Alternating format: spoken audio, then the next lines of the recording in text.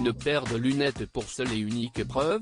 Depuis la disparition de Delphine Jubilard dans la nuit du 15 au 16 décembre 2020, à Cagnac-les-Mines, Tarn, le corps de l'infirmière de 33 ans est introuvable. Que lui est-il arrivé ? Premier suspect dans l'enquête, mais toujours présumé innocent, son mari Cédric Jubilard ne cesse de nier son implication dans la disparition de son épouse. Interrogé sur la monture de la paire de lunettes de la mère de ses enfants, retrouvée disloquée et endommagée, il répond lors de l'interrogatoire du 23 septembre dernier : « Je ne sais pas, je ne peux pas l'expliquer, j'en ai aucune idée », rapporte Le Parisien, ce jeudi 1er décembre. Pourtant, elle serait la seule trace matérielle d'une lutte entre les époux Jubilard, le 15 décembre 2020. Avant de se défendre à nouveau, elle les a peut-être fait tomber, moi je ne sais pas. Elle a peut-être marché dessus, je n'en sais rien. Je ne lui ai pas porté de coups, je n'ai rien fait de mal à Delphine, je suis innocent. Pourtant, une expertise a permis d'exclure le fait qu'une simple chute soit la cause de l'endommagement des lunettes, rappellent à nos confrères les juges d'instruction, Audrey Assema et Coraline Chartier.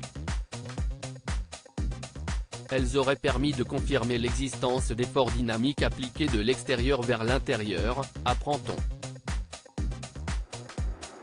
Delphine Jubilard victime d'un fou. Selon Cédric Jubilard, la rupture constatée aurait nécessité l'énergie minimale nécessaire d'une masse de 5 kg projetée à 21 km/h pour être causée.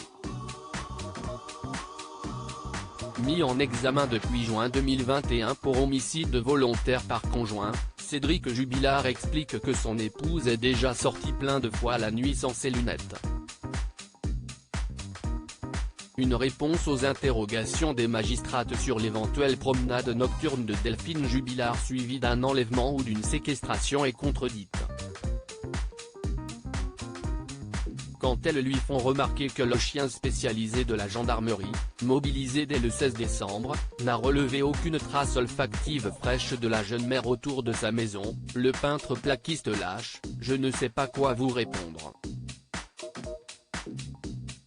Quant au téléphone portable de la mère de famille, il serait resté, toute de la nuit de sa disparition, dans une zone restreinte qui inclut son domicile. Pour les juges, soit elle serait sortie de chez elle avec et en aurait été rapidement privée par un agresseur autre que son mari. Soit, elle s'en serait débarrassée volontairement. Il a pu lui arriver tout et n'importe quoi, par exemple, un fou, lâche à nouveau Cédric Jubilard.